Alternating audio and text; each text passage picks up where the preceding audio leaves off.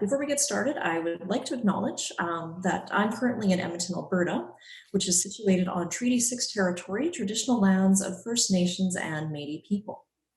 Unconscious biases are social stereotypes about certain groups of people that individuals form outside their own conscious awareness. Everyone holds unconscious beliefs about various social and identity groups, and these biases stem from one's tendency to organize social worlds by categorizing.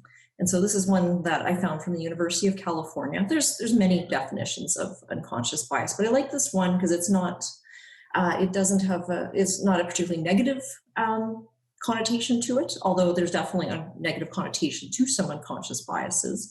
But as we sort of unpack what this means, you'll see that in itself, it's not a negative occurrence within ourselves. It's sort of what we do with this information that tends to lead towards things that turns into biases and stereotyping.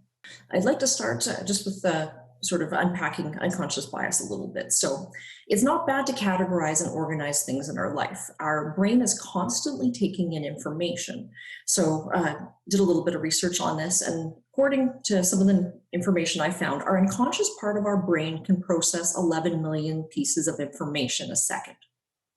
The conscious part of your brain processes only 40 pieces per second.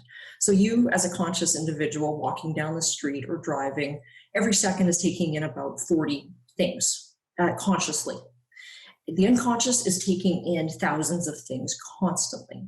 And so it's taking in all this information and it's categorizing it in ways that it makes sense, and it's using previous information, so your previous stimulation and experiences, to constantly organize people you meet, things you see, and organizing it for your brain to make sense of it.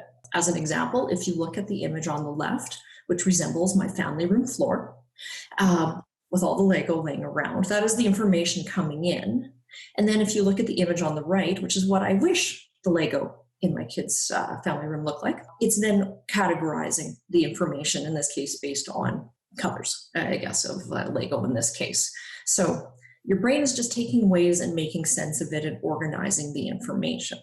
With that, it's not so much the fact that your brain is taking it and organizing it, it's what you're doing with that information. So, and this is where we get into things where we get into stereotypes and biases that we don't even realize, based on experiences we've had, things we've seen, things we've been told, media, all these things coming in constantly.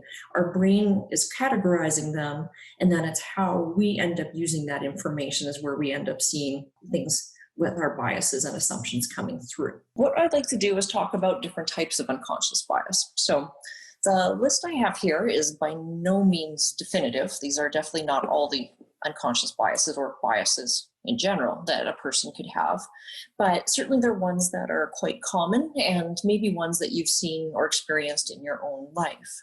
So I'm just going to go through all four of them individually. The first one I had listed is affinity bias, and this is the tendency, and this sort of relates back to the circle of friends activity, tendency to like or associate positive qualities to people like you. When you see someone who reminds you of yourself, assuming you have positive thoughts towards yourself, you tend to associate positive things to others who are like you. If we think about this in hiring, this comes up when people hire for culture fit, and sometimes you hear that, like we want to hire someone who fits in with our office or fits in with our team. Quite often, that works in different ways. Sometimes you're thinking they'll get along the best.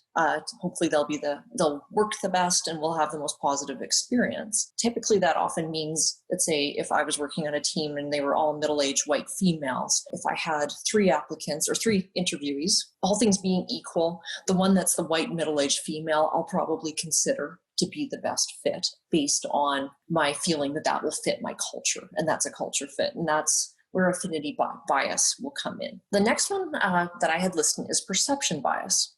And this is where you have a belief about a group of people based on stereotypes and assumptions. And this one, comes in quite a bit. And this is why it gets a lot of attention, like in media, and that is where there's obviously a lot of stereotypes that are conscious. There's a lot of people consciously making assumptions and stereotypes about people, but we also make the same thing on an unconscious level. One example I'm going to give that relates well to while I was making this presentation, it actually fits with this, the example of trying to find images for these slides. So when I do presentations, I like to do presentations that I tend to like themes, and I like a lot of images.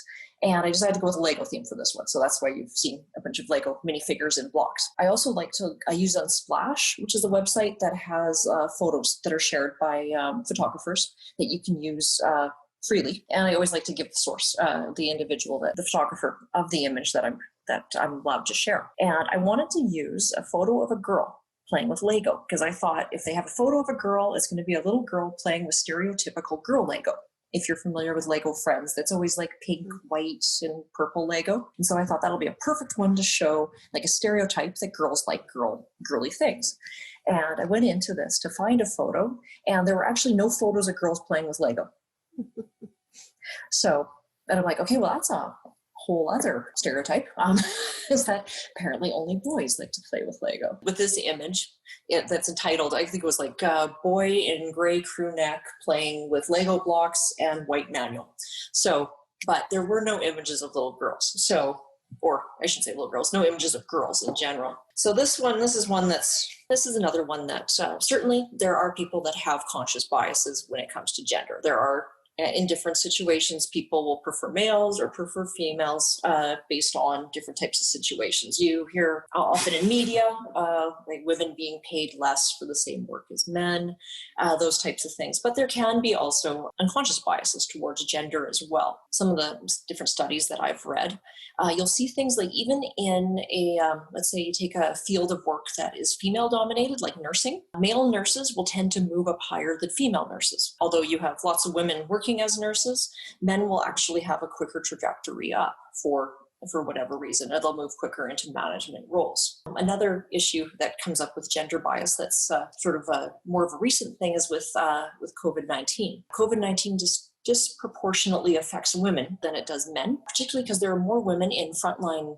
working jobs. So whether that is retail, working in restaurants, working in healthcare, and as well as they tend to be more often the caregiver in families. So either you have women who are more likely to be affected personally by COVID, more chance of contracting it through the work they do, as well as it tends to affect women in terms of there are more women leaving work to take care of their family as well, due to COVID-19 strains where they can't send their children to childcare, or are choosing not to send them to school. So there's a lot of things in that one that certainly some underlying gender bias as well that is occurring. And this, of course, is a preference towards either younger or older individuals. And it, of course, depending on the situation, can affect in hiring, like when we think in workplace, there tends to be more negative, it more negatively affects older people more than it does younger. People who are more senior in their career, when you get into your 50s and 60s, it's more difficult to switch careers or switch companies, that type of thing. There tends to be a bit of a bias there.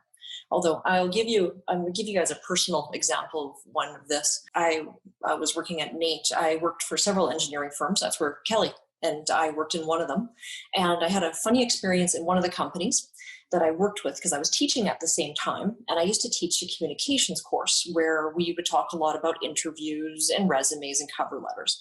And it was great because I was actually working in an engineering firm at the same time I was teaching. I would often at work go talk to senior engineers or hiring managers about how they hire. So I thought it would be information that'd be useful for my students for when they started looking for their career, and how to best present themselves in interviews, what they could do on resumes. And I sat down with this one hiring manager, and it's fascinating how some people are very comfortable sharing their opinions with you, but he went off about, he didn't like to hire females, first off, had no problem telling me that. He didn't hire me, so I guess that's fair, but felt females were a distraction in a male-dominated workplace, first of all. If they were married, it was better, but still a distraction. Liked young males, but they had to be married because young single men are they can quit and move jobs too easily because they don't have enough baggage or, no family and that.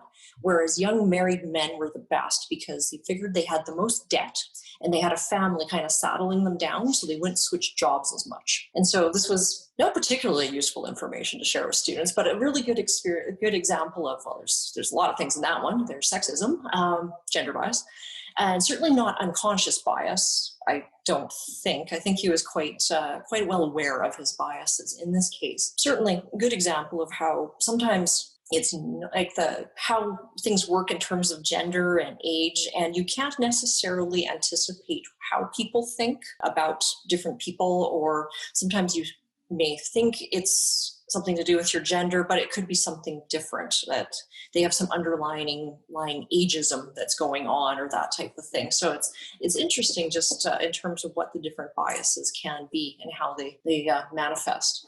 In moments when we meet people, we make assumptions very quickly, and they're based on our previous experiences. The woman, the white middle-aged woman, reminds me of my HR person I work with right now. So as soon as I see, when I chose these, I'm like, that's HR. It was funny picking them because I was trying to find people that all looked friendly and were looking at the camera, because I didn't want ones that were looking away so they looked less friendly, or it was just even picking the photos was actually challenging in terms of trying to, unless you actually go around and photograph people you know. It's important to check it once in a while. Like, if you're walking into an interview, hopefully you're not making assumptions on before people start to talk, or, in terms of identifying someone, although we do it all the time. We're quickly making assumptions about people we meet, their position, who they are based on the situation, what they're wearing, the things around us. It's what we do with it. And also, to stop and think about it is always good too. I totally talk about why this matters, because realistically, when we get into hiring decisions, whether you're on the end of hiring or you're the one being hired, it can certainly make a difference in terms of what your assumptions and perceptions are, or that of those that are in the room. And of course, you can't control what other people think in these circumstances. But if you're in the situation where you're making decisions, making sure that you're checking your assumptions. And like we were talking about earlier with the affinity bias, like hiring for fit. Are you hiring for diversity, or are you hiring for fit in your own circumstances if you're in making those types of decisions? It's important with innovation. And this comes up in a lot of articles right now, because a lot of companies are having to innovate, do change management. The better diversity you have on teams, the more you're going to get more ideas, you're going to get different ideas. If everyone comes from the same background and same experience, it definitely can limit the ideas that you have moving forward. And it can affect career choices. And this is from your own personal biases. And what I'd like to mention on this, in terms of career choices, in terms of yourself making choices, if you think of, depending where you are in your career or school life, typically we choose school and careers based on where, quite often people choose them based on what they've seen before them. If I'm a female and I don't know any female engineers, I may not be as likely to choose engineering as a field. You can choose if you think it's appropriate for you, if it's the right fit, whether it's something that you would like. And those that you've seen in it and how you view it can make a big difference.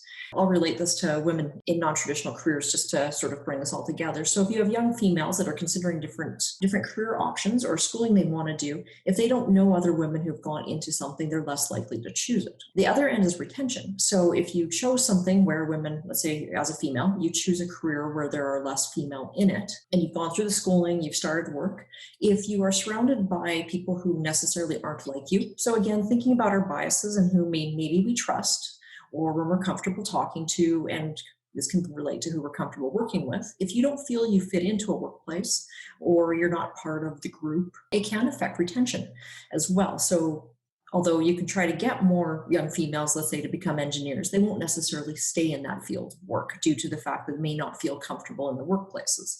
And then, of course, it can affect advancement. And so this can be from your own personal and unconscious biases. If you are in a workplace and all the senior management are old white males, and you're not an old white male, you're like, I don't think I want to go there. I don't think I would fit in. It might not be for me. Or of course, it can work the opposite way, where the other side, you can be applying for it and pushing for it, but those on the other side have an unconscious bias towards people like themselves. And you can see it from both sides. So again, trying to keep women, interested in non-traditional careers where there are not a lot of females working, there's either your own perceptions and unconscious biases, as well as there are those on the other side that you may be going to school or working with as well, that can affect decisions and whether or not you choose to go into these types of careers. And so just how to overcome unconscious bias. Sessions like these, or you can do other activities on your own that help you learn about it, learn about what different unconscious biases are, and essentially those to look for in yourself. Avoid stereotypes and overgeneralizations, as well as using language. Trying to use more gender neutral language, so not saying policeman, saying police a police officer, that type of thing. There's lots of examples like that. And think of situations that you might be in where maybe you're making assumption. And I'm not saying you're necessarily speaking out, but maybe you're thinking something or you've made an assumption based on someone you've met, a situation you're seeing, and think about your own assumptions and maybe checking those. And maybe there's an unconscious bias that you have that you weren't aware of.